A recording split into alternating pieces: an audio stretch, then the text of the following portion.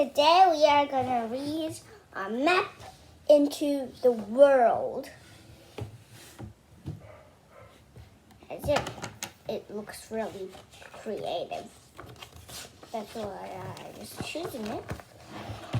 The first time we saw the swing and the slide and the garden of the greenhouse with the big windows. My mother sat down in a chair in the backyard and said she did not want to get up. Taste, and I looked at the garden. And she pointed out tomatoes, green beans, and a watermelon around my mother's belly.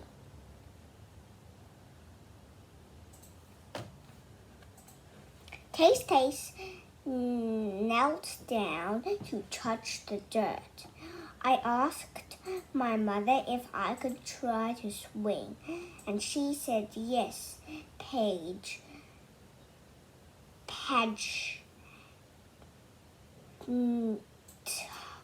Tob, I don't know what's the name. Whatever. The greenhouse became our house. I helped Taste hang the special story clothes about how the Hmong got to America on the empty wall by the big window of the living room. Later, my mother and father brought me across the street. The old man's name was Bob.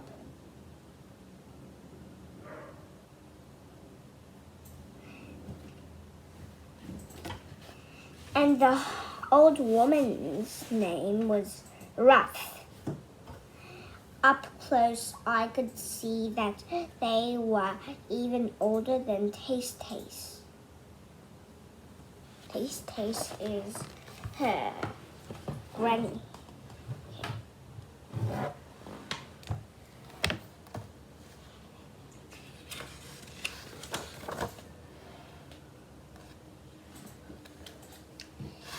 Taste and I were in the garden picking tomatoes and beans and checking on the watermelon. When my parents brought my baby brother home from the hospital, I ran to the gate. The boys were smaller than my baby dolls, but cuter than any doll, with their fuzzy heads and red lips and round brown eyes. Some days the babies cried very loud. I covered my ears with my hand and asked my father to take me outside. Bob and Ruth sat on the special bench.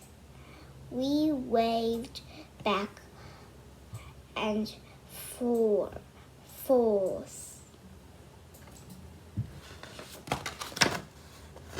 Did I just read the whole poem? Not. Wait, is these paper? Okay, great.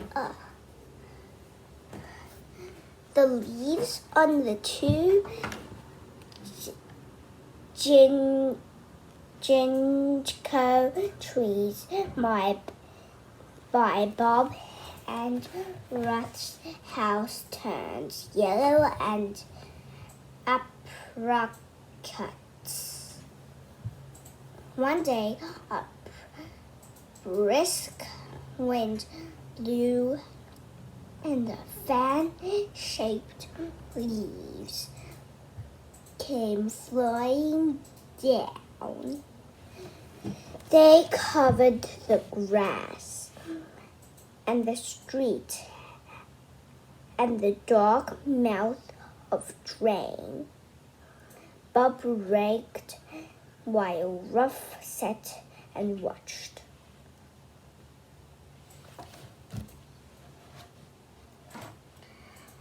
I brought in a leaf of the babies to touch. But my mother said there's still too little. Page top.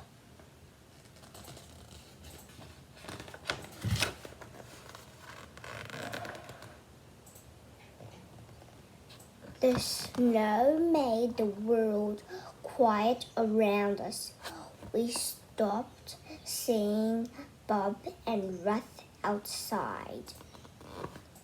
The snow flakes fell on their driveway and glittered in the gray light. I made a ball of snow for my brothers, but the melted before they woke up from the nap.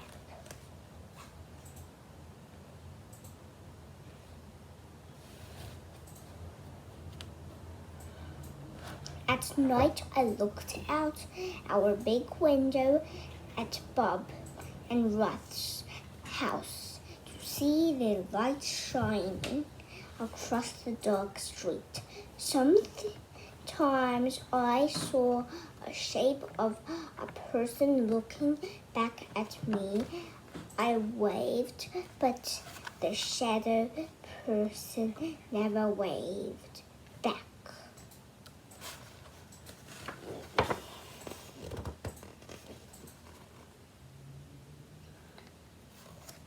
On a cold morning, cars came to our block, filling the street. The car doors slammed as man and woman in thick jackets walked quickly to Bob and Ruth's house. My father said Ruth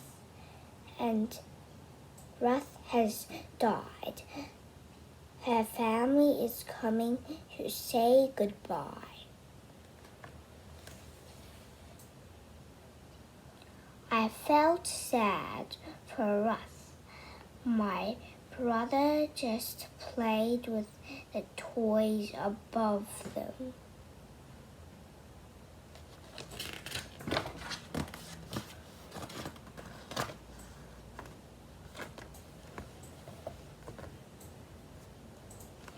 The cars kept coming and going to the next day and the next.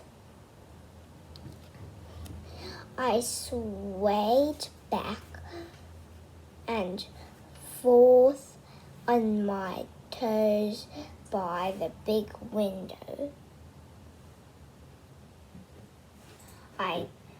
I tried to lift one of my brothers so the people could see how cute he was, but he cried and my mother said, "You're still too little to carry him." Page Tom Top.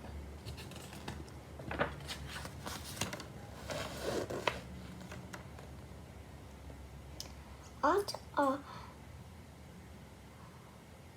Hmong New Year, my baby brother learned how to sit on their own and We all sat looking out the window together.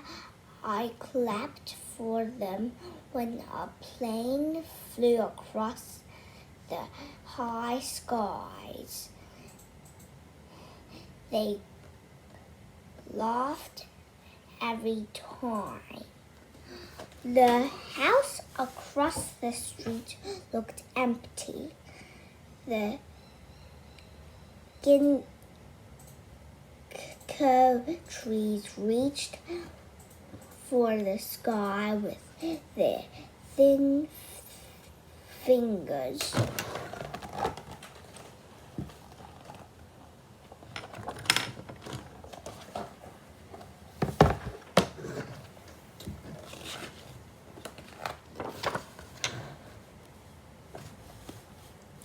When the snow started melting, I could not wait to return to the swing and the slide and the garden. My baby brother crawled all over the floor, underneath the table and the chairs. They were like puppies. Their tongues licked everywhere. I found the first worm in spring on the sidewalk and named her Annette. I wanted to bring her inside so my brother could watch her wiggles. But my mother said, I don't think so, Paige Top. Oh. Look at that worm.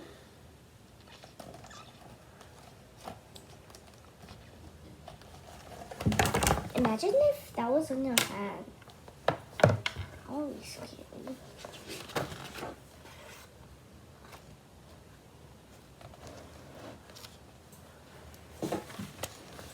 The world became green again.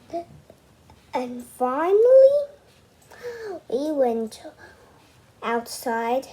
Taste planted green onions. I picked flowers from the lilac bushes for my brothers to smell.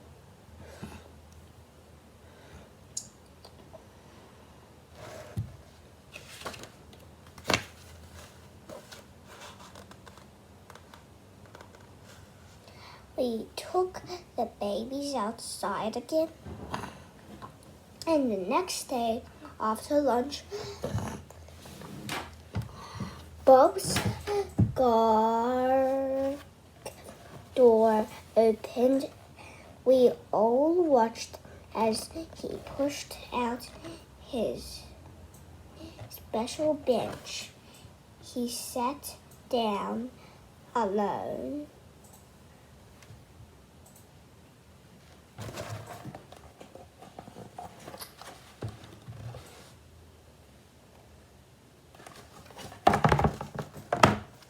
I pulled on my mother's sleeve until she looked at me.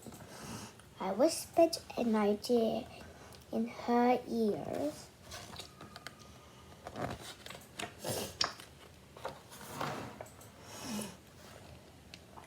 My brother and I crossed the street and walked over to Bob.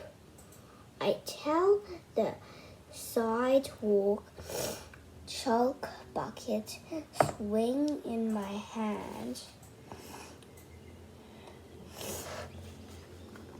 I asked my mother to Bob. I asked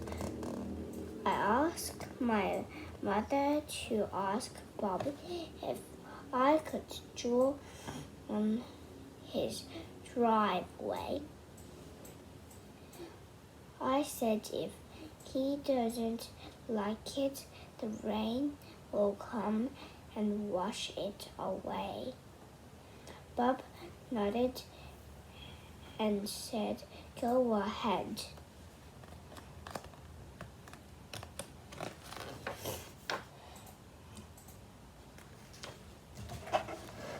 My mother and Bob talked in low voices.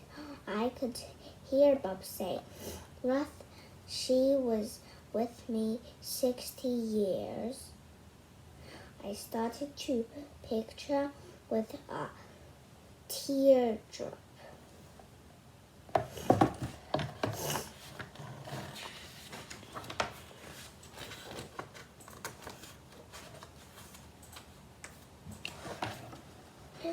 I drew a line that led to the garden.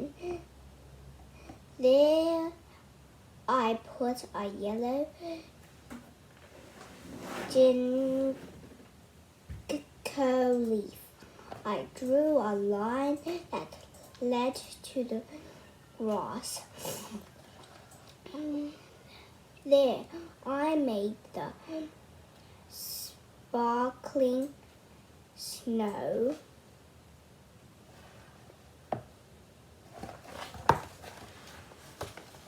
The drawing is so good.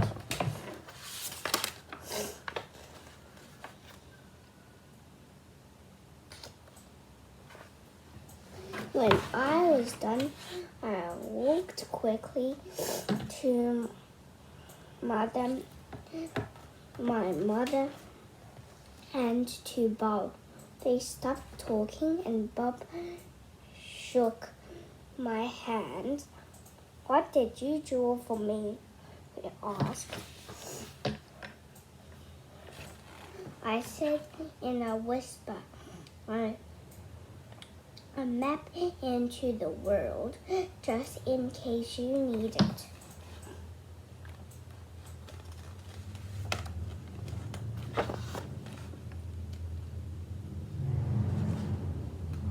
Bob said, "I think I might."